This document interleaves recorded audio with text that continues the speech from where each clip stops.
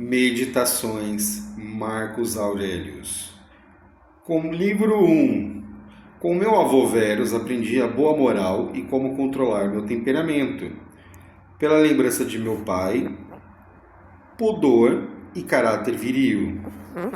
De minha mãe, piedade e benevolência. E abstinência, não apenas de más ações, mas até de maus pensamentos. E, além disso, simplicidade na minha maneira de viver, longe dos hábitos dos ricos. Do meu bisavô, aprendi a ter bons professores em casa e a saber que com essas coisas se deve gastar liberalmente.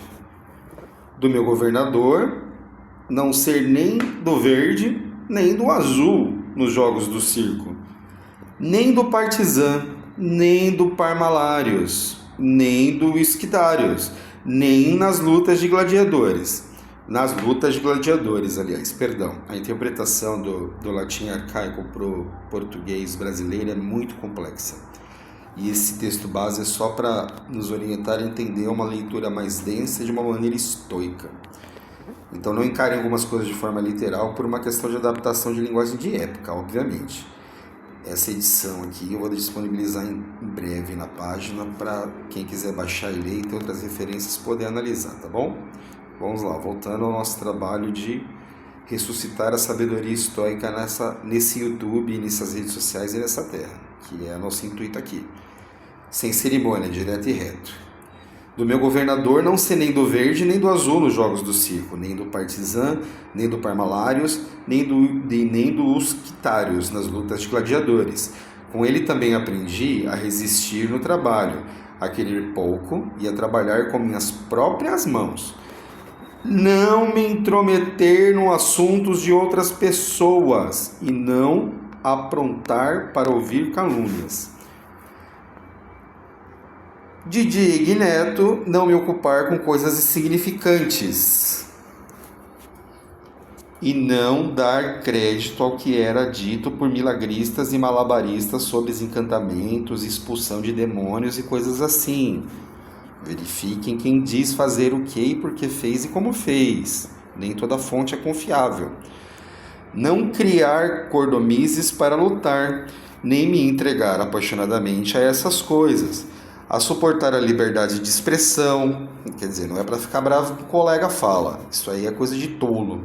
Nenhuma filosofia de gente sábia diz para você arrumar confusão por aí.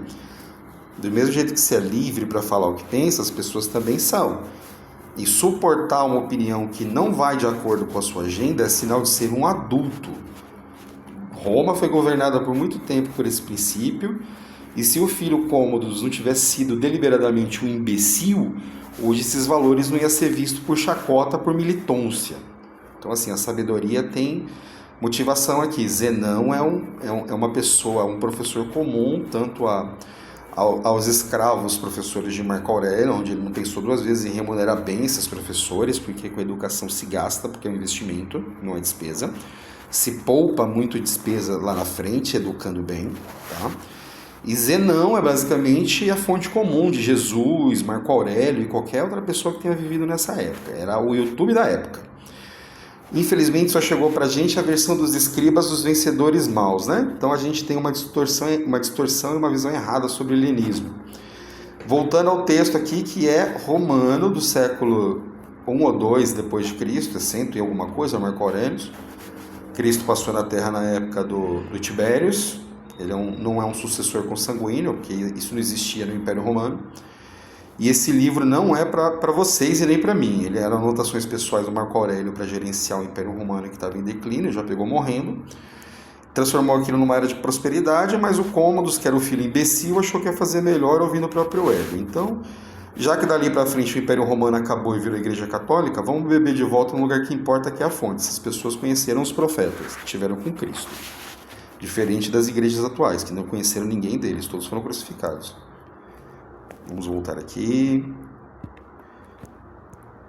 Só um minutinho, vamos ter que parar porque tem uma anta me ligando.